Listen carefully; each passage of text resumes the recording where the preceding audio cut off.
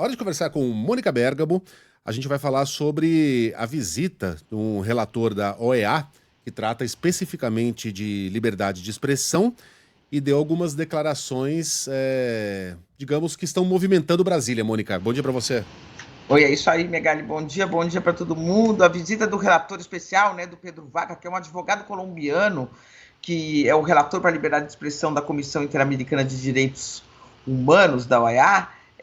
A visita dele, Megali, está agitando bastante os bastidores de Brasília e tem gerado uma desconfiança em setores do governo Lula e entre ministros do Supremo Tribunal Federal, na mesma proporção em que está gerando entusiasmo entre os bolsonaristas, né? Então ele teve com os ministros do Supremo Tribunal Federal, ele teve uma reunião com o presidente do Supremo, Luiz Roberto Barroso, e com o Alexandre de Moraes, e a conversa foi boa, foi amistosa, né? Mas apesar disso, há uma desconfiança de que ele vai fazer um relatório com críticas, né? E que essas críticas, Megali, não vão ser simplesmente críticas que vão ser rebatidas, ponto final. Não, com críticas, né, que vão ser usadas por integrantes da oposição para politizar o já previsto julgamento de Jair Bolsonaro. Vai ser tudo ao mesmo tempo, quer dizer, provavelmente o Supremo nesse semestre ainda marque o julgamento do Bolsonaro, né?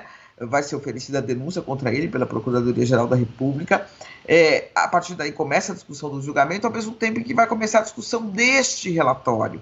Então, o conteúdo desse relatório ele não vai ser um conteúdo inocente ou um conteúdo técnico, simplesmente, que vai aparecer na imprensa e tudo bem. Não.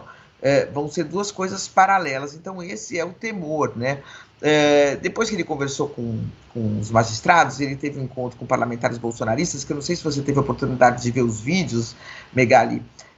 Nesse encontro, os parlamentares fizeram críticas muito duras. O senador Magno Malta, por exemplo, ele colocou uma foto assim do ministro Dias Toffoli numa capa da revista Veja e falava: esse rapaz aí ficava dizendo que os ministros são estelionatários, que o Brasil vive uma ditadura, e o Pedro Vaca anotando tudo. E assim que ele deixou a reunião, essa reunião com os parlamentares bolsonaristas, ele foi questionado por um jornalista do Metrópolis, que estava na saída, e ele falou: o tom dos relatos é realmente impressionante, ou seja, dando ali já uma pista de para onde ele está atendendo, né? Diz que vai avaliar tudo com calma.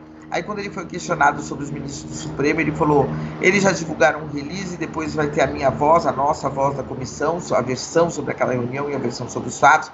Enfim, nas reuniões que ele teve com integrantes do governo, com integrantes do Conselhão, por exemplo, representantes da sociedade civil que fazem parte do Conselhão, o retorno que eu tive é que as reações dele, né, quando ouvia que há liberdade de expressão no Brasil, eles foram protocolares. Assim, é o sentimento que quem está conversando com ele está revelando, passando aqui para mim, que eu estou passando para vocês.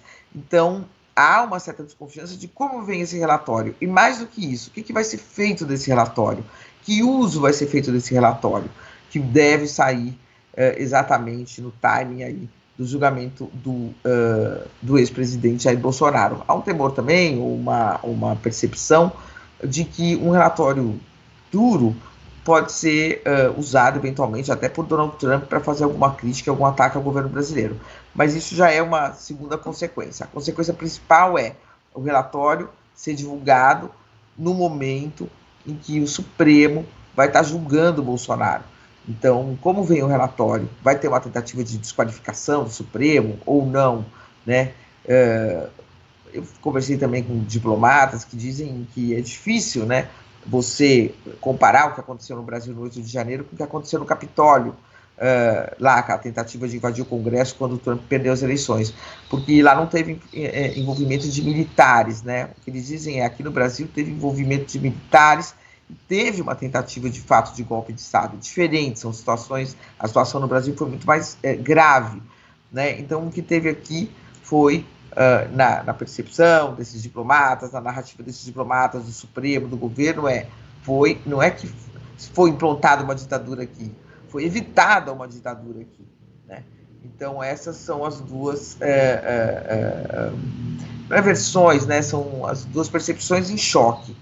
Vamos ver como é que vem esse relatório, Megali, mas as andanças dele, que ainda vai conversar com jornalistas, vai conversar com muita gente, causando aí um certo furor, vamos dizer assim, nos bastidores de Brasília, Megali. Muito bem. Estavam presentes nesse encontro, Mônica, estava presente a Fira Flor, né, da nova direita brasileira, deputado Marcel Van Hatten, a deputada Carla Zambelli, que ainda é deputada, senador Magno Malta, deputada Bia Kicis, deputado Nicolas Ferreira e o senador Eduardo Girão.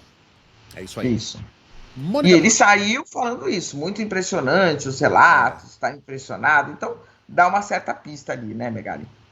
mas, enfim, essa turma aí tem um histórico de, digamos, criar algumas realidades próprias nas redes sociais. Basta ver lá o que cada um deles escreveu no dia 8 de janeiro, por exemplo.